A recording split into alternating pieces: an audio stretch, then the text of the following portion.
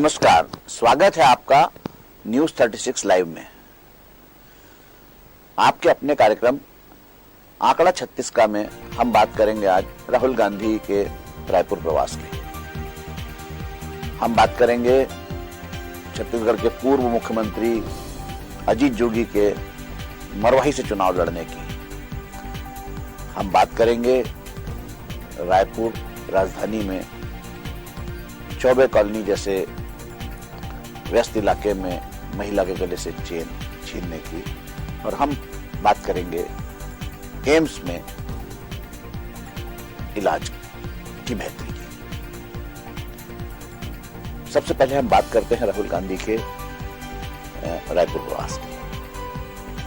चुनावी जो है बिगुल बज चुका है। सारे राजनीतिक दल अपनी अपनी डफली अपना अपना राग गा रहे हैं, बजा रहे हैं। राहुल गांधी भी उससे पीछे नहीं है।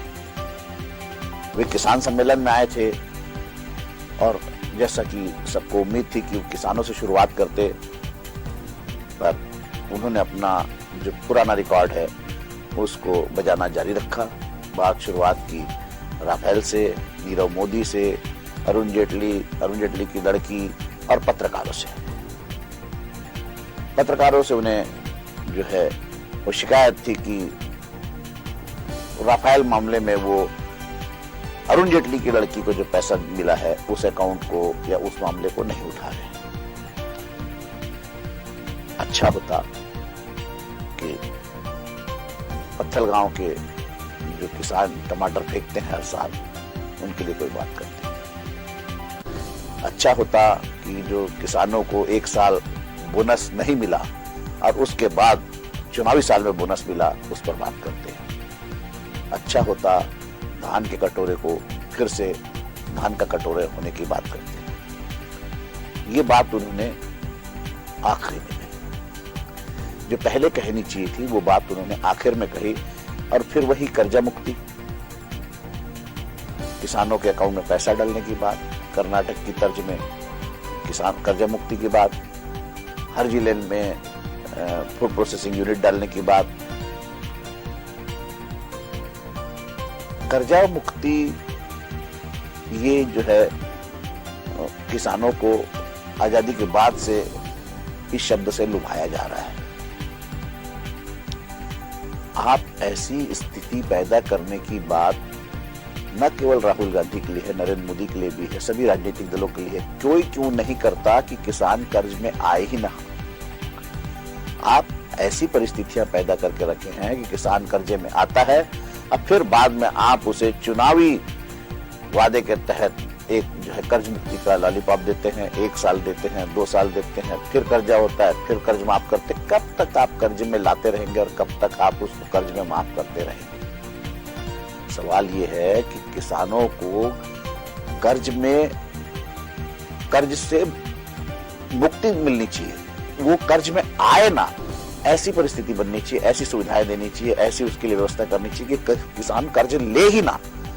किसान अपना खुद साहूकार बने, वो लोगों को कर्ज दे सके।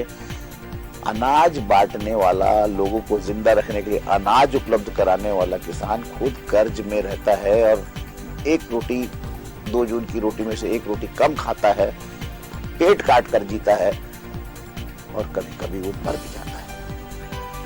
किसान की शायद यही हालत है। कृषि प्रधान देश, भारत कृषि प्रधान देश है। भारत गांव में बसता है, गांव में किसान बसते हैं, गांव शहर हो रहे हैं और किसान मर रहे हैं। अब बात अजीत जोगी जी की। ताल ठोक कर कहा था मुख्यमंत्री के खिलाफ राजनांदगांव से चुनाव लड़ेंगे। लोगों ने माना कि कोई दमदार है जो रमन सिंह को चुनौती दे रहा है। घोषणा पत्र या जिसे पहले उन्होंने शपथ पत्र कहा था, वो भी उन्होंने जारी कर दिया। पार्टी से लोग जुड़े, तेजी से जुड़ने का सिलसिला चालू हुआ, पर अब लोग छोड़ रहे हैं।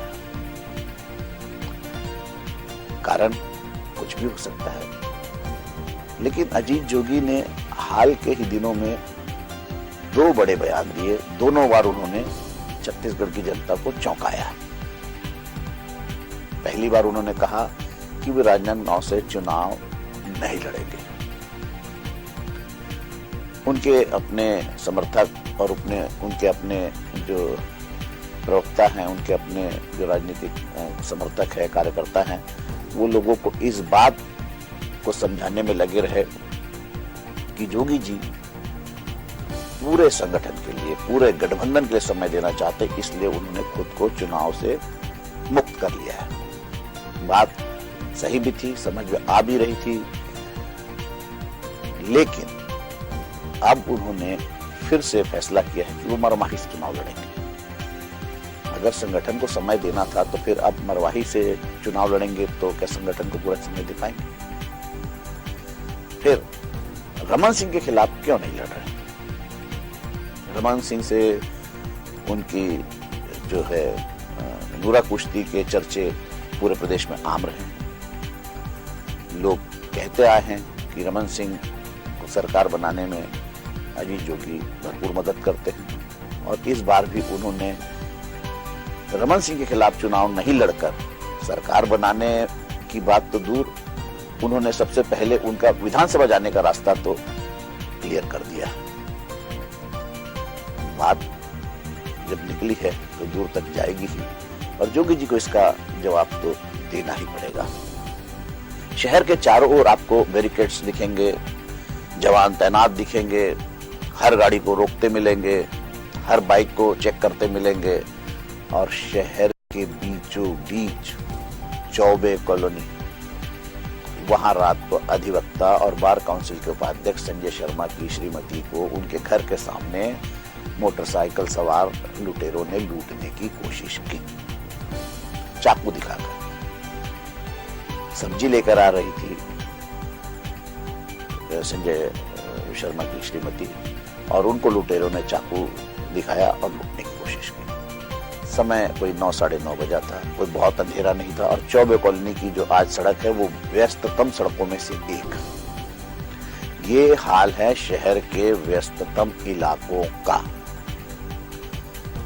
फिर आप नया रायपुर की तो बात ही मत करिए, वहां तो आपको रास्ता बताने वाला भी नहीं मिलेगा, रास्ता पूछने वाला भी नहीं मिलेगा, और आप अगर कहीं किसी दुर्घटना के शिकार हो गए तो सिर्फ ऊपर वाला ही है जिसके भरोसे आप रह सकते हैं।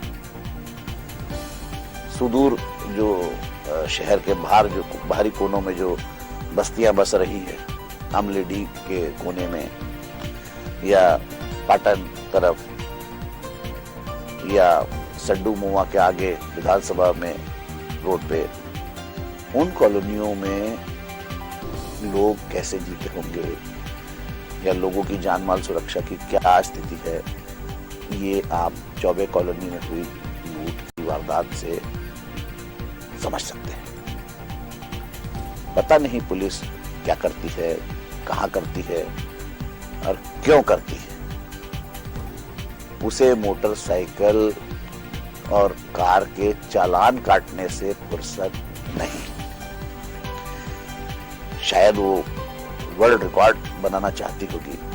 शहर की आबादी से कई गुना ज्यादा वो चालान काट चुकी है, और अफसोस शहर के लोगों को आज भी वो ट्रैफिक कानून नहीं सिखा पाई। इस पुलिस की जितनी तारीफ की जाए कम ही है। बात एम्स की। एम्स में 62 डॉक्टर आए हैं। ये बहुत बड़ी खबर है, अच्छी खबर है और खुशखबरी है। हमारे शहर में एम्स को खुले जमाना हो गया है, ओपीडी शुरू हो गए हैं, विशेष जो सेवाएं होनी चाहिए थी शुरू, वो नहीं हो पाई है। सर्जरी वर्जरी में बहुत दिक्कत थी, डॉक्टरों की कमी थी।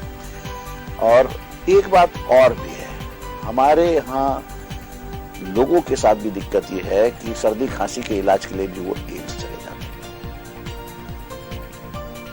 प्राइमरी अस्पताल, जिला अस्पताल, और उसके बाद अगर कोई बीमारी वहां ना समझ में आए तो सुपर स्पेशलिटी अस्पताल जाना चाहिए, लेकिन शुरुआत ही वहां से करते हैं वो एम्स। तो ये बड़ी दिक्कत है। लेकिन फिर भी ये शहरवासियों के लिए बहुत राहत की खबर है कि एम्स में बड़ी और गंभीर बीमारियों का इलाज होना शुरू हो गया है। कम से कम वो 5 सितारा स्लॉटर हाउस जो जगह जगह खुलते जा रहे हैं, वहां जाकर कटने से बच जाएंगे। इलाज एम्स में कैसा होता है ये तो आने वाला समय बताएगा, लेकिन इलाज जो 5 स्टार स्लॉटर हाउस में होता है वो कैसा है ये सबको पता है। बीमारी से तो वहां आदमी कम दम तोड़ता है, लेकिन बीमारी के बाद आने वाले बिल को देखकर जरूर उसका दम निकल जाता है। आंकड़ा 36 का में बस इतना ही। कल फिर मिलेंगे, कल तक के लिए दीजिए इजाजत। नमस्कार।